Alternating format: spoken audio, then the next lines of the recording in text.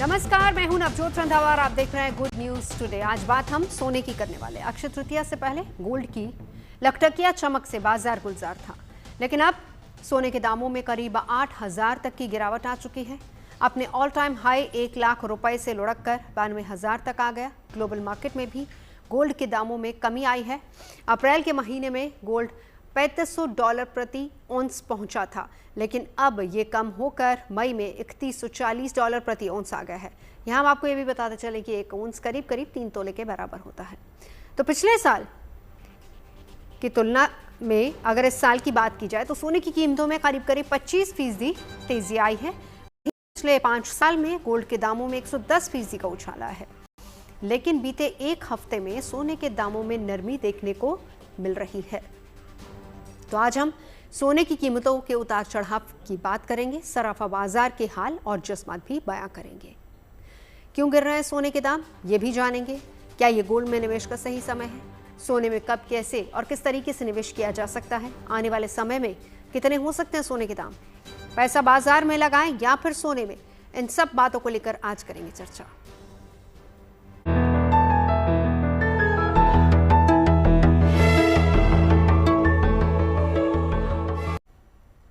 तो क्या अब ये गोल्ड में निवेश का गोल्डन टाइम है? उससे पहले अब ये समझ लेते हैं कि आखिर बार बार गोल्ड के भाव में उतार चढ़ाव क्यों आता जा रहा है, इसकी वजह क्या है। तो सबसे पहली वजह कि अगर हम बात करें तो सोने की सरप्लस सप्लाई हो तो उसका सीधा असर गोल्ड के दामों पर पड़ता है। गोल्ड के रेट में उतार चढ़ाव की एक वजह इससे भी आंकी जाती है कि दुनिया में सोना कितना है। आंकड़े ये बताते हैं कि सोने का वैश्विक भंडार 9% बढ़ा है। गोल्ड की डिमांड में कमी को भी इस उतार चढ़ाव के लिए जिम्मेदार माना जा रहा है। हाल के दिनों में गोल्ड की मांग में कमी आई है। समय समय पर केंद्रीय बैंक की नीतियां भी गोल्ड के दामों को प्रभावित करती हैं। जाहिर है कि जब भी कोई आर्थिक फैसले सरकार लेती है तो उसका असर गोल्ड की कीमतों पर पड़ता है। आज की बात करें तो गोल्ड के रेट पर सबसे ज्यादा असर ट्रेड वॉर ने डाला है। ट्रंप की टैरिफ नीति की वजह से कंफ्यूजन बना हुआ है, जिसका असर सोने की कीमतों पर पड़ा है। शेयर बाजार में उतार चढ़ाव भी एक बड़ा फैक्टर है जो कि गोल्ड की कीमतों पर सीधा असर डालता है, और डॉलर की मजबूती और रुपए के कमजोर होने की वजह से भी गोल्ड की कीमतों पर फर्क पड़ा है। ये सारे ऐसे फैक्टर्स हैं जो कि अलग अलग समय पर अलग अलग तरह से सोने की कीमतों पर असर डालते हैं। तो सोने की कीमतों में कमी के ग्लोबल कारण क्या हैं, उनको भी समझना बहुत ज़रूरी है। सबसे बड़ा कारण तो ग्लोबल ट्रेड वॉर का थमना है। सुरक्षित संपत्ति के कारण इसकी मांग में कमी आई है, और जानकारों का मानना है कि सोने के दाम अभी और कम हो सकते हैं। जो रिटर्न 2024 और 25 की शुरुआत में मिल रहे थे, उसी तरीके के रिटर्न्स अब मुश्किल होगा मिलना। हालांकि लॉन्ग टर्म निवेश के हिसाब से अगर देखा जाए तो सोना एक बहुत ही अच्छा विकल्प है। आसान भाषा में अब हम आपको ये भी समझा देते हैं कि आखिर सोने की कीमतें कम क्यों हुई हैं। पहला कारण, अभी तक भारत पाकिस्तान के बीच जो युद्ध का साया मंडरा रहा था, सीजफायर के बाद ये थम गया। लिहाजा अब लोग गोल्ड के अलावा निवेश के लिए बाकी विकल्प तलाश रहे हैं, जिसकी वजह से सोने की डिमांड में कमी आई, दाम कम हुए। अमेरिकी डॉलर की मजबूती की वजह से सोना महंगा हुआ, जिसकी वजह से आम लोगों ने इसकी खरीद से दूरी बना ली और सोने की डिमांड कम हुई। अमेरिका चाइना के बीच ट्रेड डील ने भी बाजार का मूड चेंज किया। जो लोग अब तक गोल्ड को सेफ निवेश के तौर पर मान रहे थे, उन्होंने रिस्क एसेट की ओर रुख करना शुरू किया है, जिससे सोने के दाम में कमी आई। एक कारण मुनाफा वसूली भी है। सोना महंगा होने की वजह से लोगों ने सोना बेचना शुरू कर दिया और इसकी कीमतों में कमी देखी गई। शेयर बाजार में तेजी के कारण निवेशकों ने सोने से पैसा निकालकर मार्केट का रुख करना शुरू कर दिया। लोगों के जहन में अब यह सवाल भी आता है कि सोने की कीमत आखिर तय होती कैसे है। तो चलिए जरा इसको भी समझ लेते हैं। सोने की कीमतें बुलियन मार्केट में तय होती हैं।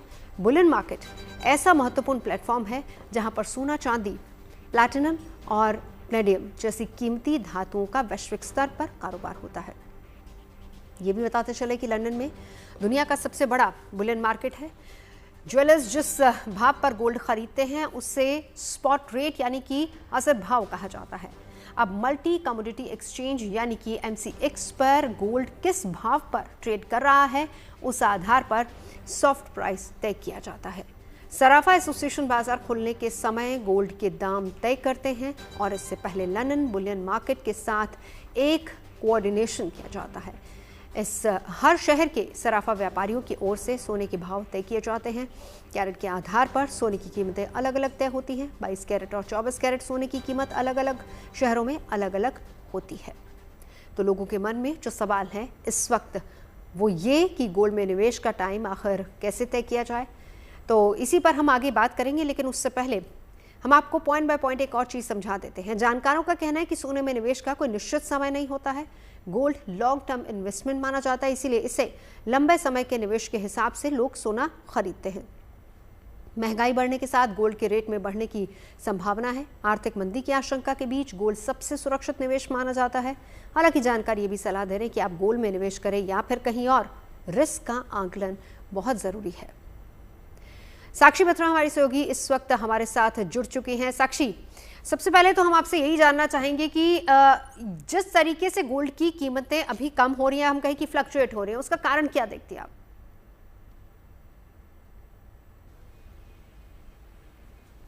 जी, आपने बिल्कुल ठीक कहा। अपने ऑल टाइम हाई लेवल से 1 लाख के पार के जो प्राइसेस थे गोल्ड के, वहाँ से हमने 10% तक की गिरावट ऑलरेडी पिछले एक हफ्ते की जो गिरावट देखने को मिली है उसमें देखी है। अप्रैल 22 को सबसे ज़्यादा ऊंचा लेवल गया था गोल्ड प्राइसेस का, जब हमने रिटेल लेवल पर 1 लाख के पार गोल्ड को जाता हुआ देखा था। लेकिन उसके बाद अगर हम देखें तो लगातार धीरे धीरे करके प्राइसेस में थोड़ा फॉल डेफिनेटली देखने को मिला है और ऑलमोस्ट 10% तक का फॉल आपने ऑल टाइम हाई लेवल से देखा है गोल्ड प्राइसेस में। तो इसके गिरने की वजह कुछ है, खास तौर पर 3 कारण मैं बताऊंगी जिसकी वजह से गोल्ड प्राइसेस में कमी आई है। पहले तो ग्लोबली जो असर पड़ा है वो है टैरिफ वॉर की जो खतरा था उसमें कमी आने की वजह से। आपने देखा ही होगा कि पिछले हफ्ते 2 बड़ी डील्स यूएस ने साइन किए हैं, यूके के साथ और चाइना के साथ भी टैरिफ्स काफ़ी कम किए हैं अपने 90 डे के पॉज के पीरियड में।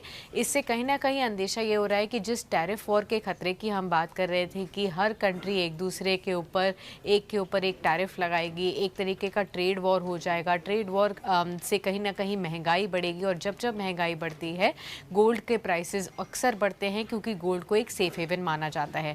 अब क्योंकि इस तरीके से रवैया लग रहा है यूएस प्रेसिडेंट डोनाल्ड ट्रंप का भी और ट्रंप की सरकार का भी कि वो उस तरीके से अग्रेसिव नहीं होंगे टैरिफ्स को लेकर जिस तरीके से पहले वो दर्शाया जा रहा था और बहुत नेगोशिएटरी अप्रोच रखेंगे, और इस वजह से आपने गोल्ड के प्राइसेस में कमी देखी है। ग्लोबली दूसरा बड़ा कारण ये है जियोपॉलिटिकल टेंशंस जो बढ़ रही थी। इंडिया पाकिस्तान के बीच में जो वॉर की स्थिति काफ़ी ज़्यादा गंभीर होती हुई नज़र आ रही थी, पिछले कुछ दिनों में ये काफ़ी ज़्यादा कम हुई है। सीज़ फायर के अनाउंसमेंट के बाद आपने देखा है चीज़ें सुधरी हैं। इस वजह से भी गोल्ड के प्राइसेस में डेफिनेटली आपको कमी देखने को मिल रही है। ओवरऑल अगर आप देखेंगे तो जिस तरीके से ग्लोबली ये देखा जा रहा था कि फेडरल रिजर्व जो कि यूएस का सेंट्रल बैंक है और बाकी सभी सेंट्रल बैंक्स में भी रेट कट की जो संभावना जताई जा रही थी कि बहुत तेज़ी से होगी, वो नहीं हो रही है क्योंकि पिछली बार की पॉलिसी में यूएस फेडरल रिजर्व ने अपनी पॉलिसी रेट्स को स्थिर रखा है। जब जब इंटरेस्ट रेट्स घटाते हैं सेंट्रल बैंक्स तो फाइनेंशियल एसेट्स जो होते हैं उनके ऊपर से लोगों का भरोसा कम होता है और वो ज़्यादातर गोल्ड की तरफ जाते हैं। लेकिन अब जो स्टेटमेंट्स आ रहे हैं कि उस तीव्रता से रेट कट्स नहीं होंगे जिस तरीके से अंदेशा था पहले, और इसलिए भी आप गोल्ड के प्राइसेस में थोड़ा सा कमी देख रहे हैं। तो ये 3 मेजर कारण हैं गोल्ड के प्राइसेस में लास्ट वीक के फॉल में। बिल्कुल साक्षी, लेकिन वही बात है ना कि देखिए हर किसी के जहन में सवाल तो यही होता है कि भाई सोना कम होगा नहीं होगा, कितना कम होगा। हालांकि खबरें तो ये भी चल रही हैं कि 56,000 तक भी सोना आ जाएगा, लेकिन बड़ी बड़ी बात और सवाल अगला ये है कि गोल्ड के प्राइस किस पर निर्भर करते हैं?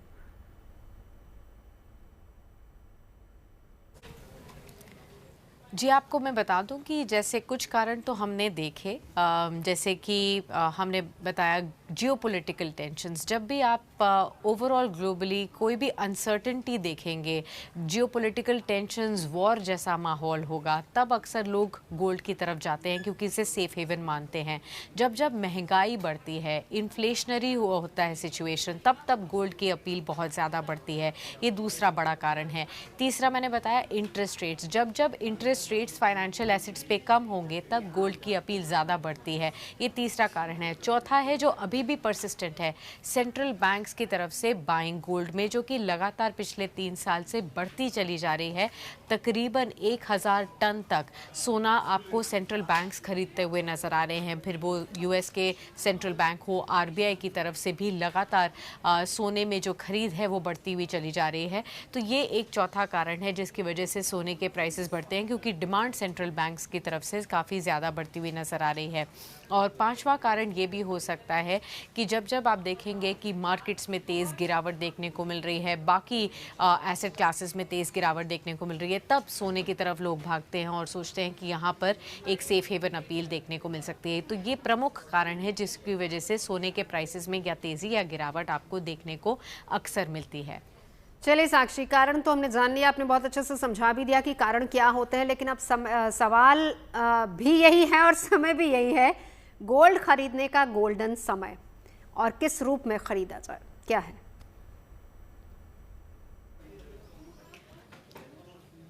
तो जो स्टॉक मार्केट एक्सपर्ट्स होते हैं और पोर्टफोलियो मैनेजर्स होते हैं, उनका अक्सर ये सुझाव रहता है सभी लोगों को कि हर समय पर आपका जो निवेश का पोर्टफोलियो है, जिसमें मान के चलते हैं आप स्टॉक्स में भी निवेश करते हैं, म्यूचुअल फंड्स के जरिए आप निवेश करते हैं, रियल एस्टेट का कुछ आपके पास हिस्सा है, फिक्स डिपॉजिट्स है, पीपीएफ है, आपके पास तरह तरह के निवेश के एसेट्स में आपने पैसा लगाया हुआ है, तो उस इन्वेस्टमेंट पोर्टफोलियो में एट ऑल टाइम्स हर समय 10% तक का तो आपको एक्सपोजर गोल्ड और सिल्वर को रखना ही चाहिए। पिछले कुछ साल में हमने देखा है कि एक्सपर्ट्स अब 10 से 15% तक का भी निवेश करने की राय देते हैं अपने ओवरऑल पोर्टफोलियो में। जिस तरीके से ग्लोबल अनसर्टेनिटीज बढ़ रही हैं, उसको देखते हुए उनका मानना है कि थोड़ा एलोकेशन आपको ज़्यादा करना चाहिए। जो लोग इस नज़र रखे हुए सोने के दामों में कि जब जब कमी आएगी तब हमें खरीदना चाहिए, उनको डेफिनेटली ये मौका देखकर धीरे धीरे स्टैगर्ड फैशन में निवेश करना चाहिए। अभी भी एक्सपर्ट्स का मानना है कि वापस से ये जो बाउंस आ रहा है गोल्ड प्राइसेस में, थोड़ा सा और करेक्शन एक बार फिर से देखने को मिल सकता है और आप 89,000 91,000 के बीच में सोने के दाम देख सकते हैं। लेकिन ओवरऑल साल के अंत तक का एक्सपेक्टेशन अभी भी यही है कि सोने के दाम में 1,05,000 तक का भी लेवल आपको फेस्टिव टाइम में देखने को मिल सकता है। तो ये जो कमी आई है, इसे आप डेफिनेटली एक मौके की तरह देखें, एक साथ ना खरीद कर स्टैगर्ड फैशन में खरीदते रहें ऑन द वे डाउन। ये सजेशन है एक्सपर्ट्स का। चलिए, शुक्रिया साक्षी इस सजेशन के लिए और इस चर्चा के लिए, डिटेल्स के लिए बहुत बहुत शुक्रिया साक्षी। चलिए, अब खास मेहमान हमारे साथ जुड़ चुके हैं। गोल्ड में निवेश का गोल्डन समय क्या आ गया है, खास मेहमान से परिचय करा देती हूँ। प्रोफेसर विवेक कुमार, इकोनॉमिस्ट, हमारे साथ मौजूद हैं। Sumit Garg, founder and owner daily diamond से हमारे साथ मौजूद है, और Yogesh Kumar ji, Boolean market expert हैं। आप सभी का बहुत बहुत स्वागत है। प्रोफेसर विवेक, आप ही से शुरुआत करते हुए, सोना केवल एक धातु नहीं है। अगर हमारे देश में बात की जाए, हमारी सभ्यता, हमारी संस्कृति, हमारे त्योहारों, हमारी परंपराओं से जुड़ा हुआ है और सोना एक भरोसे का नाम है। इस वक्त आम इंसान कितना भरोसा करे इस धातु पे? जी नमस्कार। विवेक कुमार नहीं, विवेक सिंह है, पहले तो एक करेक्शन है। जी सर, तो सर बिल्कुल ठीक आपने ठीक कहा। देखिए, पहली बात तो हमें ये समझना पड़ेगा कि ये जो समय है, यहाँ पे हमको देखना पड़ेगा कि अगर जो हम गोल्ड की बात करें तो बहुत सारे फैक्टर हैं जो कि काम करते हैं, और चाहे इंटरनेशनल मार्केट हो चाहे हमारा डोमेस्टिक मार्केट हो, तो उन सब फैक्टर को देखना पड़ेगा और उस बेस पे हम फिर डिसाइड कर सकते हैं कि हमें जो है इन्वेस्टमेंट करना है या इन्वेस्टमेंट के पर्पज से हमें जाना है कि नहीं है। और उसके साथ साथ हमको शॉर्ट टर्म के लिए जाना है कि लॉन्ग टर्म के लिए जाना है, इस पे हमको भी ध्यान देना चाहिए। देखिए, हमें एक बात तो सबको पता है कि इन्वेस्टमेंट अगर हमको करना है, अगर हमको सबसे सेफ इन्वेस्टमेंट का ऑप्शन कोई ढूंढना है, जाहिर सी बात है वो गोल्ड है। तो गोल्ड में इन्वेस्टमेंट, और कोई एक जो नॉर्मल जो इन्वेस्टर होता है वो ज्यादा से ज्यादा 5-10%, पहले तो 5% था, लेकिन अभी जो है 10% से 15% तक जो है, जो मिनिमम लिमिट है 10% और मैक्सिमम जो है 15% के आसपास जो है इन्वेस्टमेंट करता है। लेकिन आपको पता है कि डिपेंड करता है गोल्ड की प्राइस के डिमांड कितना है गोल्ड का। जाहिर सी बात है, मई और जून जो है फेस्टिव सीजन है, शादियों का सीजन है, तो थोड़ा डिमांड जो है भारत में खास करके ज्यादा होती है। सप्लाई जो है 8-10% जो है सप्लाई भी बढ़ी है। इसके अलावा होता है कि टेंशन क्या, जो खासकर जो जियोपॉलिटिकल टेंशन है, जो टैरिफ नीति है जो खास करके यूएसए गवर्नमेंट की, तो इन सब का असर पड़ता है। तो इन्वेस्टर को ये सब ध्यान में रखते हुए देखना पड़ेगा कि वो कब जो है अच्छा समय है गोल्ड में इन्वेस्टमेंट करने का। रही बात, एक इंपॉर्टेंट फैक्टर ये भी है कि अगर आप देखिए तो अभी पिछले जो है रिसेंटली जो है 3,000 से 3,500 रुपए का जो है डाउनफॉल आया है खास करके गोल्ड की प्राइस में, और एक मंथ में लगभग 8 से 10% का जो है इसकी कीमत में कमी आई है। तो जाहिर सी बात है, जो एमसीएक्स मार्केट है उसमें जो है गोल्ड जो है 93,000 प्लस में कारोबार कर रहा है।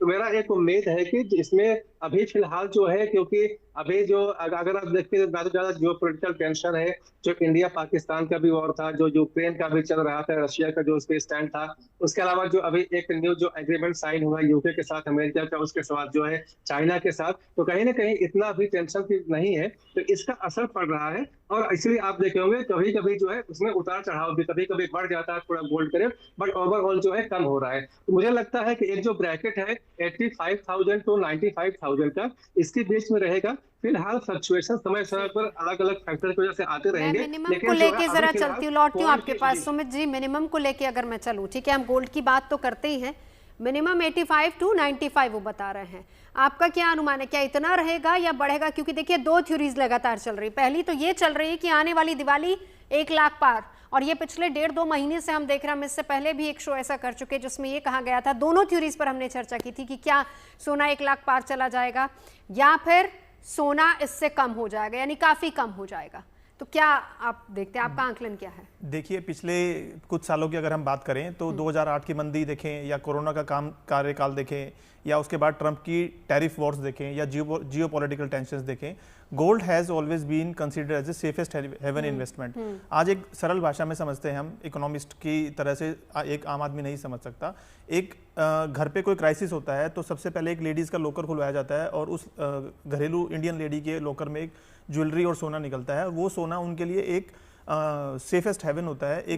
इसको ही तो मैंने कहा था ना, ये भरोसा है, ये एस्केप होता है। हाँ। तो एक आम आदमी के लिए वो सोना उसके हर समय का गहना है। क्यों हमारे पुराने लोग कहते थे कि सोने में जब भी निवेश करो, सोना जब लो तभी सस्ता। ये मेरे पिताजी से मैं हमेशा से सुनते आया हूँ। तो उन्होंने हर किसी को, जब भी, जैसे being a jeweller also, I am a jeweller since last 20 years, तो बीइंग ए ज्वेलर ऑल्सो हमें सोना खरीदना होता है। तो ये क्वेश्चन हमारे लिए भी इट रिमेन्स द सेम कि सोने में कब निवेश करें, कब अपना स्टॉक बढ़ाएं, कब उसको रोकें। तो हमने अपने फादर से और अपने बड़ों से यही सीखा है, और अपने एक्सपीरियंस से हमने ये सीखा है कि सोने को हमेशा बाय करते रहें इन स्मॉल स्मॉल चंक्स। तो एक सरल भाषा में समझने के लिए मैं आपको सिर्फ ये कहना चाहता हूँ, जैसे आप अपने 1 या 2 बच्चों को पालने के लिए जो इन्वेस्टमेंट करते हैं हर मंथ, उतनी ही इन्वेस्टमेंट का गोल्ड आप हर मंथ एक तीसरा बच्चा समझ के करते रहिए। गोल्ड में जब तेजी आती है तब भी आप इन्वेस्ट कीजिए, जब वो एकदम से गिरता है, 5% गिर रहा है, 10% गिर रहा है, आप जियोपॉलिटिकल एक आम आदमी नहीं समझ सकता, आर्थिक तौर पे कौन टैरिफ वॉर्स हो रही हैं, कब ट्रंप रोक देगा, कब चाइना अपने इन्वेस्टर्स, अपने इंश्योरेंस कंपनीज को बोल देगा कि स्टार्ट इन्वेस्टिंग इन गोल्ड। इतनी भयंकर चीज़ों को समझना एक आम इंसान के लिए बहुत मुश्किल है। तो मेरी सजेशन है लोगों के लिए कि keep investing in gold, whatever the rate may be, you find the reason and the occasion। आपकी एनिवर्सरी है, आप गोल्ड लीजिए, आपके बच्चे का बर्थडे है, आप गोल्ड लीजिए, आपको महीने में कोई बोनस मिला है, आप गोल्ड लीजिए। तो अपना जो भी आपका पोर्टफोलियो है, रियल एस्टेट का है, म्यूचुअल फंड का है, गोल्ड ज्वेलरी का है, गोल्ड का है, तो आप उसको इक्वली डिवाइड करके रखिए, और जब जहाँ ज़रूरत लगे आप उसको गोल्ड में, हाँ, हर समय इन्वेस्ट करते रहिए। नहीं तो आपको हर बढ़ते भाव में यही लगेगा कि मुझे मैं रह गया, फियर ऑफ मिसिंग आउट हो गया। तो इन सब चीज़ों से बचने के लिए सिंपल सजेशन, सरल भाषा में, keep investing in gold at all times. आज हमें लग रहा है कि दिवाली पे 1 लाख होगा या 2 लाख होगा। मैं आपको ये बता सकता हूँ कि पिछले 20-25 सालों में gold has consistently given A compounding return of 13%। तो वो जब हमें दिख रहा है, हिस्ट्री हैज शोन दिस, तो आगे भी वो होना है। Next generation will always live a better life. Yogesh ji, आपका एक्सपीरियंस क्या कहता है? क्योंकि जानकार ये भी कह रहे हैं कि 2024 और 25 के मुकाबले आने वाले समय में हो सकता है कि गोल्ड उतना रिटर्न न दे। आपका एक्सपीरियंस क्या कहते हैं, आपका इस पे टेक क्या है? देखिए, हमारे को समझना पड़ेगा कि गोल्ड की तेजी के, भयानक तेजी के कारण क्या रहे। नंबर 1, वर्ल्ड वार, जो पूरे ग्लोबली, रूस यूक्रेन हो या इजराइल हमास हो, इस तरह के युद्ध जो चल रहे हैं लगातार, इससे भी हमारे सोने के भाव में तेजी आई है।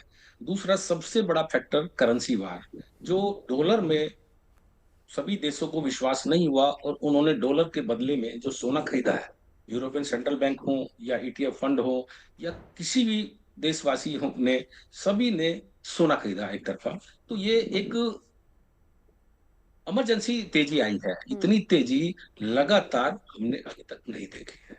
दूसरी चीज, तेजी के पीछे मंदी भी होती है। मंदी में आप देखिए 2013 में $1930 लगे थे और उसके बाद सीधे $1100 पे आके रुके थे। तो हमें इन्वेस्ट के साथ साथ हमें मंदी को भी ध्यान में रख के अपने पोर्टफोलियो को लगातार चलाते रहना चाहिए।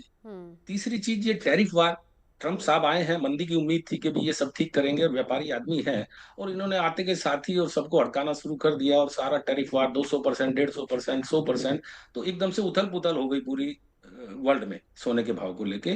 तो अब उनके तेवर भी थोड़ा सा ढीले हैं। तो अब कहीं ना कहीं हमें लगता है कि धीरे धीरे हर तेजी के बाद हर नए लो पर हमको खरीदना चाहिए। जैसे पहले M6 लगा था 90,890, अभी लो में लगा था $3260 थे। आज $3202 है, फिर भी 2000 पे सोना ऊपर रहा है। तो हमें हर नए लो पे, हर जो वायदा बाजार का नो लगता है, उसमें हमें सोना खरीदते रहना चाहिए। यानी कि एक बात तो क्लियर है कि सोना खरीदने का हर समय गोल्डन ही समय है। विवेक जी, अब आपके पास आते हुए जरा ये बताइए, अब सोने, क्योंकि अलग अलग तरह के ऑप्शंस मार्केट में मौजूद हैं, तो वो निवेश का सही तरीका क्या होना चाहिए? क्योंकि हमारे पास गोल्ड बॉन्ड्स भी है, फिजिकल सोना भी होता है, उसमें भी बहुत सारे ऑप्शंस आते हैं। किस तरीके से निवेश किया जा सकता है? देखिए, बिल्कुल आपने ठीक कहा है कि देखिए गोल्ड जो है एक सेफेस्ट ऑप्शन है, और उसमें नो डाउट है कि हम जो है गोल्ड बॉन्ड में इन्वेस्टमेंट कर सकते हैं। लेकिन देखिए, अभी हम लोग जो बात कर रहे थे, सबसे सेफ अगर आपको इन्वेस्टमेंट करना है तो गोल्ड है, इसमें कोई दो राय नहीं है, और ये सदियों से रहा है। लेकिन देखिए, आपको एक जो इंडिकेशन है उसको समझना पड़ेगा। और हम लोग बार बार कहते हैं कि देखिए, आप कभी भी जब आप गोल्ड को परचेज करें, और मैं यहाँ पे मिडिल जो क्लास के पीपल हैं उसके उनको ध्यान में रख के बात कर रहा हूँ, या जो नॉर्मल इन्वेस्टर है, इन्वेस्टमेंट के लिए जो है थोड़ी से इन्वेस्टमेंट के लिए वो अगर इन्वेस्टमेंट करना चाहता है, तो देखिए कभी भी आप बड़े मात्रा में जो गोल्ड में इन्वेस्टमेंट ना करें।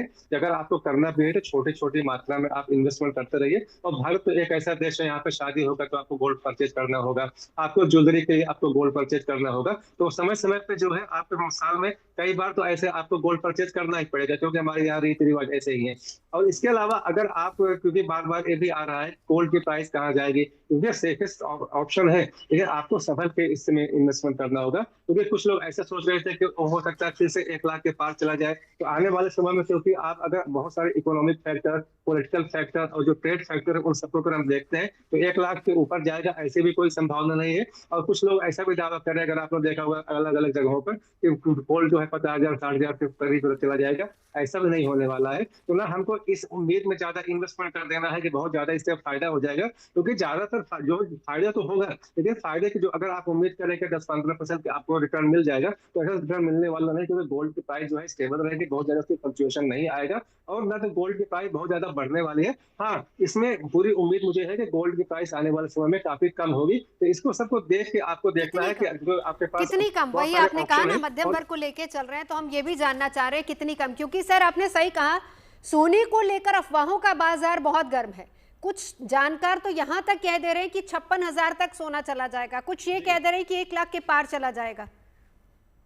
जी जी, बिल्कुल बिल्कुल, इसकी कोई संभावना नहीं है, दूर दूर तक कोई संभावना नहीं है। मैंने कहा कि जल्दी 1 लाख के ऊपर जाने की भी बहुत कम संभावना है, और 50-60 हजार रुपए जाने की तो कोई संभावना है ही नहीं। मैंने कहा कि देखिए 5-4 हजार का जो है, ये जो गैप है इसके अंदर रहेगा, तो इसलिए मैंने कहा कि हो सकता है 85 to 88, मतलब 88,000 से लेके जो है 95,000 के बीच में रहेगा, क्योंकि इसमें ज्यादा ना तो बहुत ज्यादा कमी की संभावना दिख रही है, और ना तो बहुत ज्यादा इसमें तेजी की संभावना दिख रही है। तो 88 to 95 के जो ब्रैकेट है, इसके बीच में कुछ महीने आने वाले समय में सोने के भाव रहेंगे। ठीक है, अब यही सवाल आपसे जानना चाहूंगी सुमित जी कि सोने पर ही अभी रहते हैं, क्योंकि फिर उसके बाद इन्वेस्टमेंट के दूसरे ऑप्शंस के से भी इसको हम कंपेयर करेंगे। अगर हम ये माने कि यही समय है, सही समय है सोना खरीदने का, तो सोना किस फॉर्म में खरीदा जाए, क्योंकि ऑप्शंस बहुत सारे मार्केट में रहते हैं। जैसे अभी योगेश जी ने कहा कि सोना 2012 के बाद $1,900 देखने के बाद $1,100 तक चला गया था, तो उसको हम लगभग देख रहे हैं कि वो 50% 40% के आसपास की एक मंदी देख के आया है। तो आज हम इस बात को बिल्कुल नकार नहीं सकते, या डेफिनेटली नहीं बोल सकते कि सोने में मंदी के चांसेस नहीं है और वो अराउंड 90 to 1 लाख के बीच में ही रहेगा। हम ये बात को बहुत पुख्ता रूप से नहीं कह सकते। तो अगेन सजेशन वही है, जैसे वॉरेन बफेट एक इन्वेस्टमेंट गुरु रहे हैं, उन्होंने भी कहा है कि be greedy when everyone is fearful and be fearful when everyone is greedy. तो same applies here also, because investment remains the same. तो जैसे ही मार्केट गिर रही है, आप हर गिरते भाव पे योगेश जी ने भी अब इसी बात का समर्थन किया कि जब जब मार्केट में, वायदा बाजार में, कमोडिटी एक्सचेंज में, लंदन की मार्केट में, जहां पे भी आपको दिखाई देता है कि सोने के भाव आज 5% डाउन हो गए हैं, तो आप अपना इन्वेस्टमेंट का एक चंक उसमें डाल सकते हैं। फिर अगली हम नहीं, वो किस फॉर्म में, देखिए यहाँ पर बहुत कंफ्यूजन है। अगर हम यहाँ पे एक मिडिल क्लास की बात करते हैं, उन्हें ये नहीं समझ में आता कि हम सोना किस फॉर्म में खरीदें, क्योंकि डिजिटल ऑप्शंस भी मौजूद हैं, गोल्ड बॉन्ड्स भी मौजूद हैं, ज्वेलरी के ऑप्शंस लोगों के पास बहुत रहते हैं। उसके अलावा सोने के सिक्के लें, या फिर हम 24 कैरेट पर जाए, 22 पर जाए, 18 पर जाए। हर चीज़ के अपने फायदे और नुकसान हैं। अगर हम ETFs की और गोल्ड कॉइन्स की बात करें तो आप कोई भी चीज़ ले सकते हैं। ETFs को लेते हुए आपको GST का नहीं पे करना होता, तो वो एक एडिड एडवांटेज है, आपको 3% सस्ता पड़ता है। और अगर आप गोल्ड कॉइन्स लेते हैं तो इंडियन कंज्यूमर की अगर हम बात करते हैं तो वो गोल्ड को लुक एंड फील के बिना नहीं लेना चाहते। जब वो सोने को अपने हाथ में लेते हैं तब उनको लगता है कि हाँ, हमने सोना खरीदा है। ETFs वो आपके एक इन्वेस्टमेंट टूल है, आपके बैंक में पैसे पड़े हैं या आपने उसको कन्वर्ट करके ETF में डाल दिए, तो आपको वो लुक एंड फील या वो प्रीशियसनेस फील नहीं होती कि that you have bought some gold. पहली बात। दूसरी बात, जब हम गोल्ड कॉइन्स के कंपैरिजन में ज्वेलरी की बात करते हैं तो वो एक अनदर एडिड एडवांटेज के साथ आता है कि आपने कुछ मेकिंग चार्जेस दिए, हो सकता है 5% दिए, हो सकता है 15% दिए, depending on the design of the jewellery, लेकिन उससे आपने अपने इन्वेस्टमेंट को भी सेव कर लिया और आपके घर की लेडीज भी खुश हैं, उनका सेट भी बन गया। So you are wearing a luxury, you are paying some making charges for wearing that luxury, और उसके स्थान पे आपकी इन्वेस्टमेंट भी होगी। It is like you are buying a home for yourself, आपने प्रॉपर्टी में इन्वेस्ट भी कर दिया and you are living in that. चलिए, तो गोल्ड में निवेश का क्या ये है गोल्डन टाइम? हमने अप्रैल में देखा था कि किस तरीके से लगातार कीमतें बढ़ी थी, लखटकिया सोना हो गया था, और उसके बाद चर्चाएं और अफवाहों का बाजार बहुत गर्म था। बाजार का हाल भी हम आपको बताएंगे, मेरे सहयोगी मनीष की रिपोर्ट आपको दिखाएंगे, लेकिन साथ ही साथ ये भी हम आपको बताते चले कि किस तरीके से अप्रैल और मई दोनों के कंपैरिजन में कीमतों में थोड़ी सी कमी आई है। अफवाहों का बाजार गर्म है कि सोना लाख पार भी जा सकता है, सोना 56,000 भी आ सकता है। तो ऐसे में निवेश का क्या यही सही समय है? दूसरी बात, क्या हमें गोल्ड में निवेश करना है या फिर हम दूसरे ऑप्शंस भी ले सकते हैं? इसी को लेकर चर्चा कर रहे हैं। खास मेहमान लगातार हमारे साथ मौजूद है, लेकिन उससे पहले आपको दिखाते हैं बाजार का हाल, किस तरीके से लोगों में गोल्ड में इन्वेस्टमेंट को लेकर क्या भरोसा वापस से पैदा हुआ है, नहीं हुआ, लोग चाहते हैं गोल्ड में इन्वेस्ट करना, बाजार का रुख क्या है, कितने कस्टमर्स आजकल गोल्ड शोरूम्स का रुख कर रहे हैं, आपको दिखाते हैं मनीष की रिपोर्ट।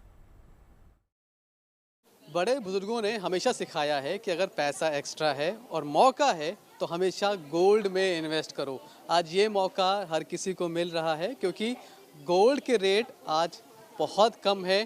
पिछले वक्त में जहां एक वक्त पर गोल्ड का रेट 24 कैरेट का 1 लाख के आसपास पहुंच गया था, वो आज काफ़ी कम है। लगभग 4,000 का डिफरेंस आज देखा जाए रेट में। ऐसे में जो तमाम सारे लोग हैं वो पहुँच रहे हैं ज्वेलर्स की दुकान पर इस मौके को कैश कराने के लिए, और हर कोई अपने साथ कुछ ना कुछ लेकर जाने की कोशिश कर रहा है। और हमारे साथ नवीन जी हैं। सर, अभी क्या रेट है आज का? सर 22 कैरेट का रेट है 88,300 रुपये आपका। इन एक हफ्ते के अंदर अंदर ही 4 से 5,000 पे रेट डाउन आया है। 22 कैरेट? हाँ, 22 कैरेट का।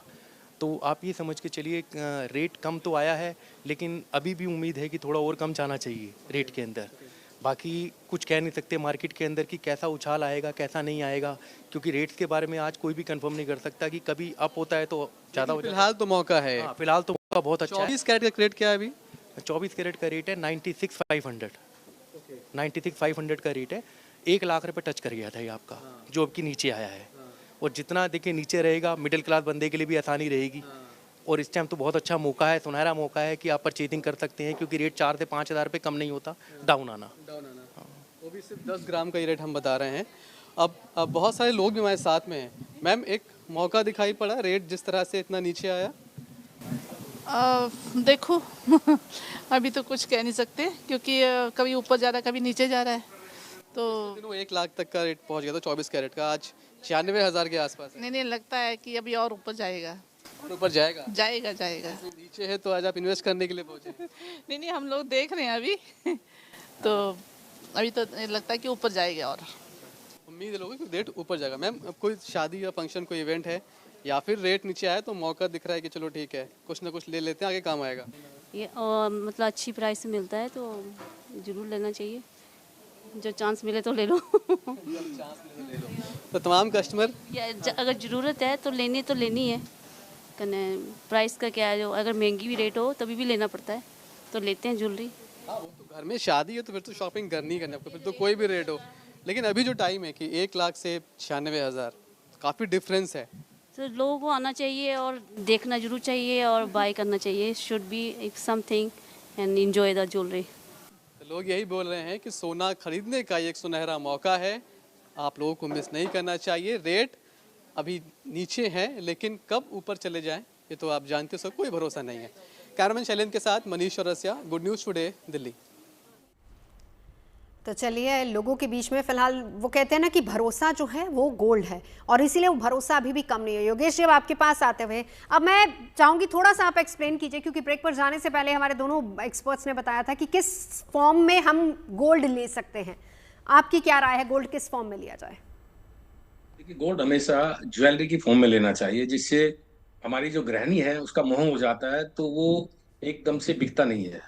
ज्वेलरी जो लेडीज की हमारी है वो कम बेचते हैं, और अगर सोने की फॉर्म में लेते हैं, 24 कैरेट की फॉर्म में लेते हैं, वो कभी भी जेंट्स जाते हैं और बाजार में बेच के उसके दाम खड़े कर लेते हैं। जेवर में बहुत जोर पड़ता है, जब बहुत ही जरूरी होता है तभी वो जेवर बेचते हैं। तो मैं समझता हूँ कि ज्वेलरी की फॉर्म में, किसी फॉर्म में हो, आजकल तो मेकिंग बहुत सस्ती हो गई है, डिस्काउंट दे रहे हैं ज्वेलर, तो एक प्योर सोने के भाव में ही ज्वेलरी मिल रही है तकरीबन। तो मेरे ख्याल में ज्वेलरी में ही इन्वेस्ट करनी चाहिए। अब हम क्योंकि सर इन्वेस्टमेंट की बात कर रहे हैं, आपने कहा, ये बहुत अच्छी बात आपने कही, भारतीयों का तो और वैसे भी कहें कि लेडीज़ का एक इमोशनल कनेक्ट होता है गोल्ड के साथ, तो ज्वेलरी फॉर्म में लेंगे तो जाहिर सी बात है कि उसको देना या बेचना एक बहुत बड़ा डिसीजन एक परिवार के लिए भी हो जाता है एज कंपैरेटिव टू अगर हम बार की बात करें। लेकिन जब हम उसके रीसेल की बात करते हैं तो दोनों में फायदा किस में है? देखिए, मेकिंग जो है ना, मैंने बताया कि 5 से 10% मेकिंग में आजकल ज्वेलरी बिक रही है, और कॉइन पे भी 4% 5% कॉइन पे भी मेकिंग लगती है। तो 4-5% के चक्कर में हम ज्वेलरी, उसके साथ में सेंटीमेंट भी जुड़ जाते हैं। सोना बहुत मुश्किल से बिकती है ज्वेलरी, और प्योर सोना वो जल्दी बिक जाता है। तो इसमें बहुत ज्यादा नुकसान नहीं है। 5% में यदि हमारी गृहिणी खुश हो जाती है, अगर हमारे घर के लक्ष्मी खुश हो जाती है, तो 5% हमें लॉस को देखना नहीं चाहिए। ठीक है, खुश हो जाएंगी सर लेडीज आपकी इस बात को सुन के, जो लोग इन्वेस्टमेंट करना चाह रहे हैं आज की डेट में ज़रूर आपकी इस बात को सुन के खुश हो रहे होंगी कि ज्वेलरी लेके आते हैं एज कम्पेरेटिव टू कॉइन या फिर बार।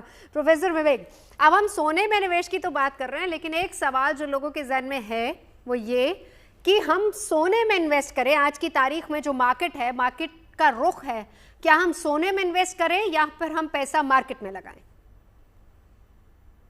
देखिए नवजोत जी, अभी मैं बात कर रहा था, मैं आपके क्वेश्चन पे आता हूँ, लेकिन देखिए एक तो बहुत पुरानी कहावत है कि आप जब भी पैसा लगाइए, अगर आप सोने में लगाते हैं तो पैसा आपका सोने का ही रहेगा। जाहिर सी बात है, आप कभी भी पैसा सोने में लगाते हैं तो आपको कभी जो है उसमें कुछ रिस्क नहीं है, बहुत जो है रिस्क फ्री होता है।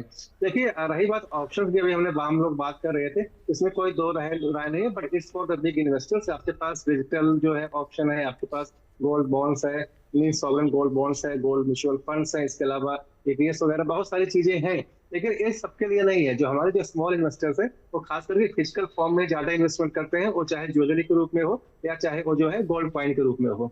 रही बात आपने कहा कि फाइनेंशियल मार्केट में इन्वेस्टमेंट करने वाली बात, देखिए इसमें कोई दो राय नहीं कि अगर आप इन्वेस्टमेंट आप करना चाहते हैं, आपका लॉन्ग टर्म पर्सपेक्टिव है और आप रिस्क को लेना चाहते हैं, तो उस केस में जो है आप फाइनेंशियल मार्केट में, खास करके शेयर मार्केट वगैरह में आप इन्वेस्टमेंट कर सकते हैं। लेकिन अगर आप इन्वेस्टमेंट करना चाहते हैं और आप एक लॉन्ग टाइम पीरियड के लिए आप इन्वेस्टमेंट करना चाहते हैं, तो मैंने कहा सबसे इंपॉर्टेंट, अगर आप रिस्क ज्यादा लेना चाहते हैं लेकिन रिटर्न भी आपको ज्यादा उसमें अच्छा मिल सकता है, तब आप फाइनेंशियल मार्केट की तरफ जाइए। अगर आप रिस्क फ्री रहना चाहते हैं या बहुत छोटा मोटा रिस्क लेना चाहते हैं, जाहिर सी बात है गोल्ड जो है सबसे सेफ ऑप्शन है। लेकिन अगर आप रिस्क उठा सकते हैं, आपको उतनी कैपेसिटी है, तो उस केस में ही आपको फाइनेंशियल मार्केट की तरफ रुख करना चाहिए। वरना आप एक जो है अपना पोर्टफोलियो बनाइए और उस पोर्टफोलियो में आप एकदम डिसाइड करिए कि आपको जो है कितना परसेंट कहाँ पे इन्वेस्टमेंट करना है। लेकिन आप उसमें एक जो है गोल्ड का ऑप्शन रखिए, क्योंकि एक हेजिंग के रूप में जो है गोल्ड आपको जो है फायदा चढ़ाया करेगा अगर कहीं उतार चढ़ाव फाइनेंशियल मार्केट में आता है। तो आप फाइनेंशियल मार्केट में इन्वेस्टमेंट नहीं करते तब भी आपको गोल्ड में इन्वेस्टमेंट करना चाहिए। अगर आप फाइनेंशियल मार्केट में इन्वेस्टमेंट करते हैं तब तो आपको जरूर गोल्ड में इन्वेस्टमेंट करना चाहिए, क्योंकि अगर कोई रिस्क वहां पर ज्यादा होता है तो उसकी भरपाई आपको गोल्ड से हो सकती है। नहीं, लेकिन इसी के साथ साथ जिस तरीके से जो मेन फैक्टर्स थे जिनकी वजह से प्रोफेसर विवेक, जिनकी वजह से हम चर्चा कर रहे थे कि सोने की कीमतें बढ़ी हैं, वो फैक्टर्स काफ़ी हद तक कम हुए हैं, चाहे वो हम भारत पाकिस्तान के बीच तनाव की बात करें या फिर हम ट्रेड वॉर की बात करें जिसको लेकर अमेरिका का रुख काफ़ी नर्म हुआ है चीन के प्रति। ये तमाम ऐसे फैक्टर्स थे। और दूसरी बात यह है कि जब ये फैक्टर्स थोड़े कम होते हैं तो कहीं ना कहीं लोगों का भरोसा मार्केट पे भी ज़्यादा हो जाता है और लोग कहते हैं कि हाँ हम मार्केट में पैसा लगाते हैं एज कंपेरेटिव टू सोना, जिसे कि हम एक सबसे सेफ एसेट भी मानते हैं। यानी कि एक चीज़ तय है कि और आपने खुद शुरू में बताया कि कमी का सबसे बड़ा कारण यही है, तो इसका सीधा मतलब ये भी है कि लोग रिस्क लेने को भी तैयार हैं। जी बिल्कुल, रिस्क लेने को तैयार हैं। और मैंने शुरुआत में ये कहा था कि अगर आपको लगता है कि सबसे सेफ कहाँ इन्वेस्टमेंट करना है तो आप गोल्ड की तरफ जाते हैं। लेकिन आपको लगता है कि जियोपॉलिटिकल टेंशन नहीं है, कोई वॉर की संभावना नहीं है, जो खास करके इंटरनेशनल ट्रेड भी सब कंट्रीज का ठीक कर चल रहा है, अगर आपको लगता है कि यहाँ पे यूएसए के साथ जो है चाइना का और अलग कंट्रीज का जो बायलैटरल एग्रीमेंट है ट्रेड को उसमें भी हुआ है, टैरिफ ज्यादा बढ़ने की संभावना है नहीं, ज्यादा कहीं पे युद्ध होने की संभावना है नहीं, तो उस केस में आप जो है बिल्कुल जा सकते हैं और एक अच्छा ऑप्शन रहेगा। तो जाहिर सी बात है गोल्ड के साथ साथ आपको फाइनेंशियल मार्केट में भी इन्वेस्टमेंट करना चाहिए, लेकिन आपको ये देखना पड़ेगा कि आप इन्वेस्टमेंट में अगर ज्यादा रिस्क लेना चाहते हैं तो फाइनेंशियल मार्केट आपके लिए अच्छा है। और एक में बिल्कुल आपने सही बात कहा कि अगर हमको लगता है कि रिस्क कम है क्योंकि जो पॉलिटिकल टेंशन वगैरह कम है तो उस केस में फाइनेंशियल मार्केट की तरफ हम ज्यादा जाते हैं क्योंकि वहां पर रिटर्न जो है वो ज्यादा होता है, तो गोल्ड की तरफ हम कम जाते हैं। बिल्कुल, एक पोर्टफोलियो रेशो फिर आप किस तरीके से इसको बनाएंगे गोल्ड और मार्केट के बीच में अगर हम कंपेयर करें तो? बिल्कुल, मैं तो यही मानूंगा कि अगर आपको एक रेशियो बनाना है तो आप कम से कम 10 to 15% जो है आप गोल्ड में इन्वेस्टमेंट करिए, और उसके अलावा जो कि आपको एक बेसिक कवरेज देगा, और उसके अलावा आप जो है अलग जगह पे आप इन्वेस्टमेंट कर सकते हैं, चाहे फाइनेंशियल मार्केट हो या किसी और टाइप के मार्केट में आप इन्वेस्टमेंट कर सकते हैं। बिल्कुल। सुमित, आपका क्या इस पे टेक है? देखिए, जब हम इन्वेस्टमेंट के पोर्टफोलियो को डिवीजन करने की बात करते हैं तो हमें सबसे पहले ध्यान रखना चाहिए कि वेल्थ शुड बी फंडामेंटल। जो आपके हाथ में पैसा है, जो आपके कंट्रोल में है, वही आपका है। अब आपने उसमें से रेशो कैसे डिसाइड करना है, there can be many instrument जिसमें आप इन्वेस्टमेंट कर रहे होंगे। तो जब आप अपनी पूरी वेल्थ को मैनेज करते हैं, जब आप उसका एक डिस्ट्रीब्यूशन देखते हैं, तो आप किसी फाइनेंशियल एक्सपर्ट के साथ बैठते हैं, तब आप अपने गोल्स बताते हैं कि मेरे फाइनेंशियल गोल्स ऐसे हैं, मुझे कितने साल के बाद कितना पैसा चाहिए और उसमें कितने रिटर्न चाहिए। जब हम म्यूचुअल फंड्स की और एक स्टॉक मार्केट की या इक्विटी मार्केट की बात करते हैं तो हम 12% से 15% के रिटर्न को एक बहुत अच्छा रिटर्न मानते हैं, और उसके बाद के रिटर्न्स को हम थोड़ा रिस्की रिटर्न्स मानते हैं। और जो हमारे डेट्स एंड सिक्योर्ड इन्वेस्टमेंट्स हैं वो 7-8% के रिटर्न हमें देती हैं। तो जब हम गोल्ड को देखते हैं तो वो एक सेफ इन्वेस्टमेंट भी है और आपको रिटर्न्स भी अच्छी दे रही हैं। तो मेरे को ऐसा लगता है कि अगर हम सिर्फ इक्विटी और गोल्ड की बात करते हैं तो it has to be 50-50। 50% of your investment should always be invested in gold and silver. आप सिल्वर को भी एक अच्छी इन्वेस्टमेंट की तरह से कंसिडर कर सकते हैं। जब हम गोल्ड को देखते हैं तो गोल्ड अपने लाइफ टाइम हाई पे है, इंटरनेशनल मार्केट्स में भी और इंडियन मार्केट्स में भी, बट सिल्वर बहुत सालों से ड्यू है, जो जिसने अभी तक वो तेज़ी देखी ही नहीं है, जो बहुत सालों से ड्यू है। 2011 में भी चांदी 70,000 रुपये थी, और अभी इस ट्रंप के आने से पहले भी चांदी 70-75,000, 80,000 पे चल रही थी। गोल्ड और सिल्वर ने दोनों ने एक साथ 20-20 हज़ार की तेज़ी देखी है, लेकिन सिल्वर में वो तेज़ी कोई मैटर नहीं करती जब हम गोल्ड के सामने उसको कंसीडर करते हैं। तो silver is still due to rise like anything. अब वो हो सकता है कभी भी होगा, कब उसका इवोल्यूशन होगा तो वो मैं नहीं कह सकता, बट आपके पोर्टफोलियो में सिल्वर का भी एक कंट्रीब्यूशन बहुत अच्छे लेवल पे होना चाहिए। यानी कि हम जिसको कहें कि मार्केट में भी आप पैसा लगा सकते हैं, आप गोल्ड और सिल्वर दोनों में इक्वली लगाएं। जी। सिल्वर को लेकर क्या भरोसा जताया जा सकता है सुमित जी? सिल्वर को भरोसा, सिल्वर में हम इसलिए भरोसा दिखा सकते हैं, जैसे गोल्ड एक सेफ हेवन है, हर कंट्री के लिए वो एक करेंसी है, एक सेफ हेज है।